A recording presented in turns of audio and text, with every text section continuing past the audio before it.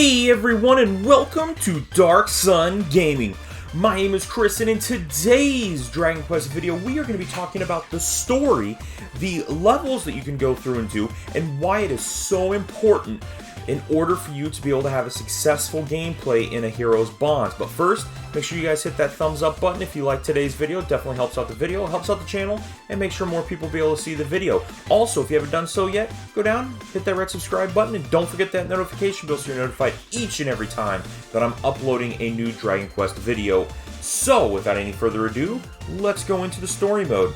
Now, story mode is going to be very important because it helps with getting materials for the boards, the ally boards, which is the skill tree that basically makes your units better, leveling up, leveling your skill crystals, leveling up your, getting material to be able to level up your armor, your weapons, all kinds of different things. So that's why it's so important. But first, we'll go down, we'll talk about character quests. Character quests are important because it'll actually go through and give you the opportunity to take a look at ways to increase the bonds of each of the characters, which helps out your overall team.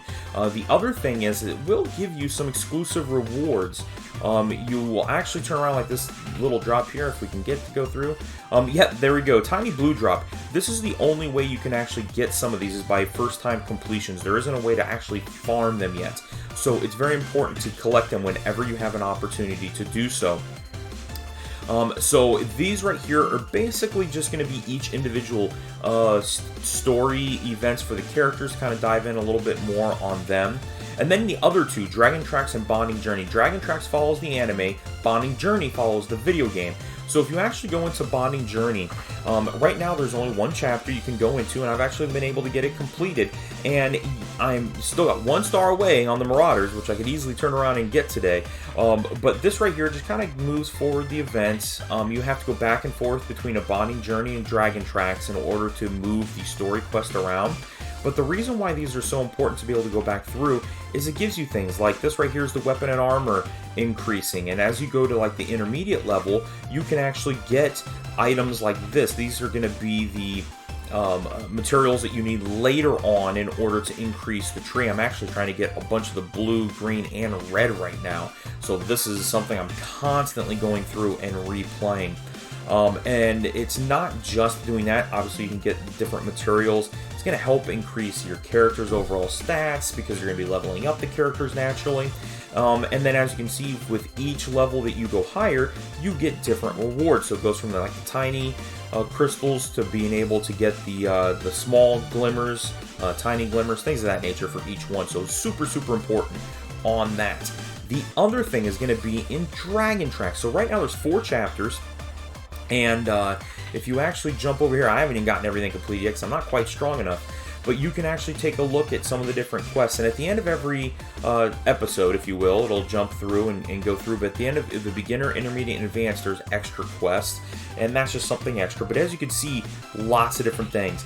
Not to mention ways that you can actually get new characters. So that's the way you get everybody is by playing either the journeys, Bonding Journey, or the story event, Dragon Tracks. So you can go through these items right here. This is to be able to get Crocodile into a higher level once you go through, in which that's in my leveling up video, so you could definitely want to go and take a look at that. And then this right here is for your Warrior's Jewel, for your Warrior Vocation, to be able to turn around and make him be able to get stronger. And then different items that just turn around. One of the things that's actually really good, and if we jump down here, we'll go, which one do I want to go into? We'll go into intermediate here. You know, this level right here, you can get some of these healing scrolls or just scrolls in general to be able to increase your different abilities that you have. And then you can also do things like farm out equipment, which is huge. Right now I'm able to farm out 3 stars on almost every weapon. Really gives a huge difference. And really when these are completely farmed out at level 35, they're going to be better than if you just pull 1 4-star. So one of those things that's going to be very, very beneficial in a lot of different elements. Not to mention, sometimes you need, like, this is a light element. Maybe I might be able to need an ice element because a certain boss is weak against an element, which if you actually go through here, you can see the weaknesses. That's going to really help you, because there's times where maybe you don't have 8100, maybe you're at 7900 or 8000. If you actually go in, you can find out what they're weak to, and it'll be a -20 to what they're weak to, and then just a green 20 if they're resistant to it. So this enemy is resistant against thunder, wounds, paralysis, stun, and burn, and then also thunder. But if you were to use strike and ice, definitely going to be able to beat the enemy much, much easier, and that is huge. The other thing is, if you actually look up at my gems, and I've kind of mentioned this also in a couple videos, the gem count I have at 35,000, that is not because I'm a whale. That is because I have only summoned a total of 4 times on banners for weapons and skill crystals, or soul crystals, and everything else has been just from completing these story events. That's right, I have 35 gems just from beating story events. Then it gives you missions, and then it gives you other things from that nature. So that is why it is so important to go through and do that, because now I can either go and wait until another banner comes through and drop 30,000 on it, get a guaranteed 4-star equipment or 4-star item, and be able to turn around and get things really kind of taken care of on that standpoint.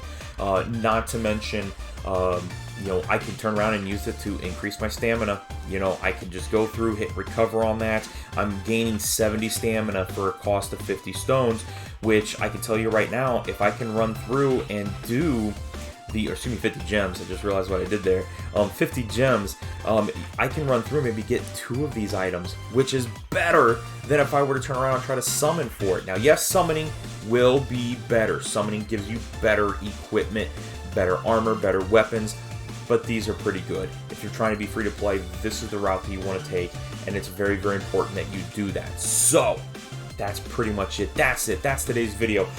Hopefully this has kind of gone through and explained to why it's so important to go through and get these done, and understand this did not happen overnight. I did not go through and gain all these things. It was me spending stamina, going through, getting things taken care of, and it's very important that you go through and do that. So, that's it. That's today's video. Thank you all very much for watching. We'll talk to you guys later.